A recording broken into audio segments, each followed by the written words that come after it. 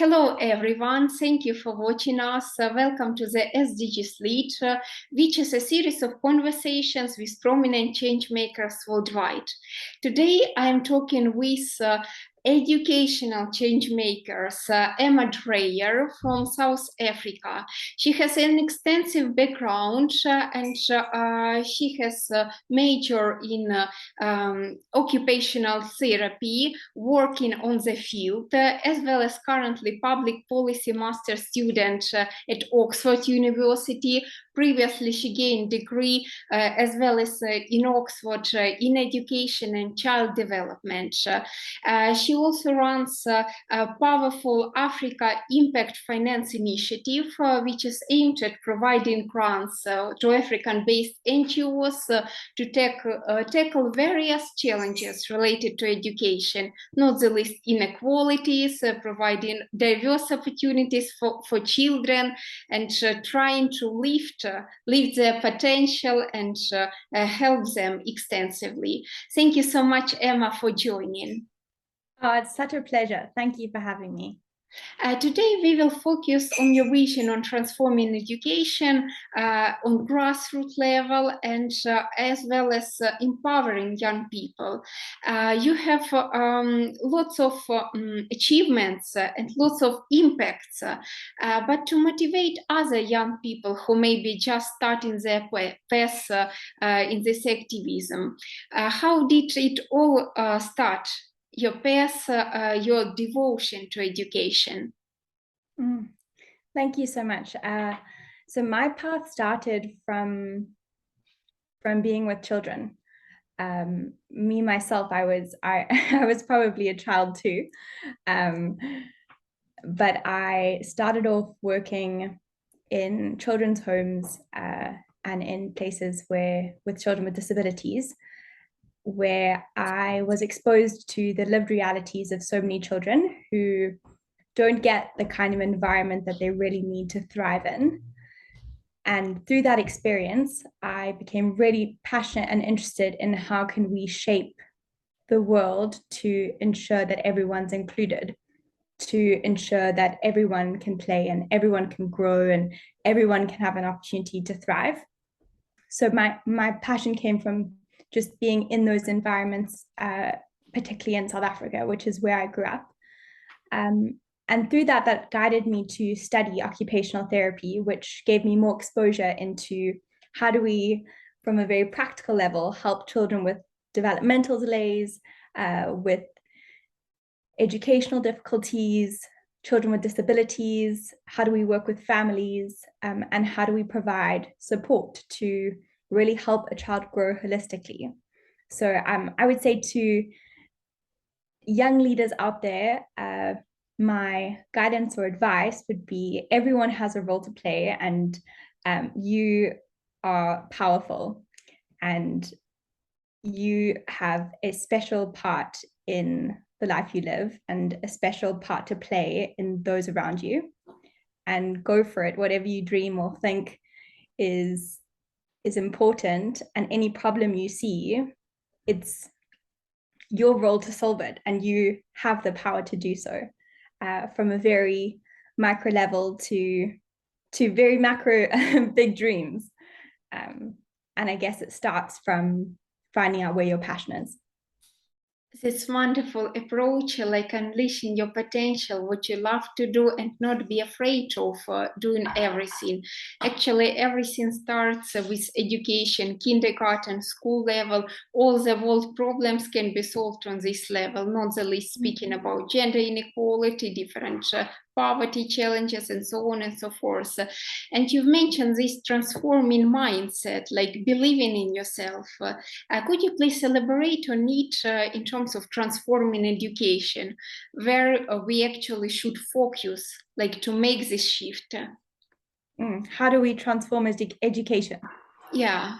So I believe that education needs to start with addressing inequality. And currently, as we know, most children aren't being empowered with the most basic skills. And by that, I mean basic skills of being able to read and write, which give them power to learn with those skills.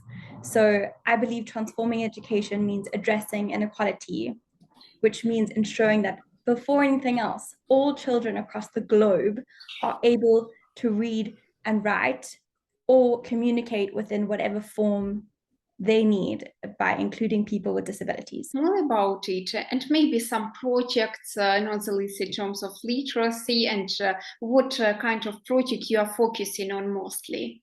Sure. So Africa Impact Finance Initiative was born out of a feel that I've been in Oxford for the past 2 years, and there was a feeling of like we weren't doing enough. And there was a group of us studying there that decided to put our minds together and see how we could still make an impact from a distance. And this organization provides grant funding to change makers within their own contexts in Africa, and provides grant funding as well as some capacity building to see if we can help in any other way beyond financial resources. And the aim is to provide contextually relevant support. So these people in these communities are addressing the education crisis from the grassroots level, which I think is hugely important. We can't assume that we know everything from a distance, and there really needs to be people on the ground who know their context, who know the culture, who know the issues, who have seen them face to face, and have the drive and passion to address them. And those are the projects we support. So we have supported a few projects in different countries around Africa. And some, it's not just on literacy rates, some are in skills boot camps, some have been on addressing period poverty, and others on literacy. And the projects have all been incredible, and we are so grateful for the support we've had around it, and to get to meet these incredible leaders within their communities. Emma, as you know, many countries all over the world affected by war, and as I also come from Ukraine, I could not but should ask your vision of peace in general, because when we have war, it actually affects education very much, not the least in African states as well. What is your vision on peace? What does this word mean personally for you, like if to share? Peace to me means collaboration, and it means listening, and listening to people who may be very different to you and making unlikely coalitions with them. So I hope for peace in this world, and I do think education has a huge role to play in ensuring that we are raising children who listen to one another, who care for one another, and who include one another. Inclusion is key to ensuring that we have peace going forward. That's peace to me. Thank you so much for these words, Emma, and everything that you do. And last but not the least, our message, yes, to the world leaders and to the young leaders who will impact the world, who are already impacting the world in their particular communities. What would you say? And maybe you could also focus on girls who are wanting to pursue their dreams and achieve it as a particular change maker category. Thank you. I would say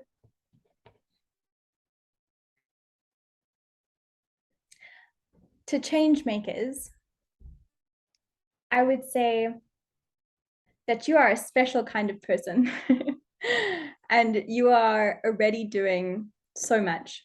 And first, a big congratulations to you. I would encourage you to keep curious and to keep exploring. And that might mean through certain channels. So one is make sure you find out what is evidence-based. So something I've found really helpful is learning about research and understanding what has evidence to support effectiveness, to know that you're making the biggest impact possible. So evidence is really important. And there are many ways to access evidence now, whether that's online and making sure you're using really reliable resources is really helpful. And then the second one is to listening to the voices around you. So making sure that no matter which space you end up in, so you may be on the grassroots now and you may end up somewhere very, very different, is to make sure you keep listening to the voices around you and keep listening to the voices of those that you're impacting, so that you remain connected and you ensure to collaborate. And then lastly, to the world leaders, unborn child right now. So I hope that everyone views this Transforming Education Summit as a long-term gain and not thinking about what quick wins can be made along the way. Thank you. Thank you so much, Emma. All the best with everything you do. And thank you for joining, sharing your message. Hope it will be heard and will be really helpful to those on the way to their big dreams. Do your best to unleash your potential and really use these very useful tips. Thank you so much. It's such a pleasure. Thank you for having me, and it's wonderful to speak with you.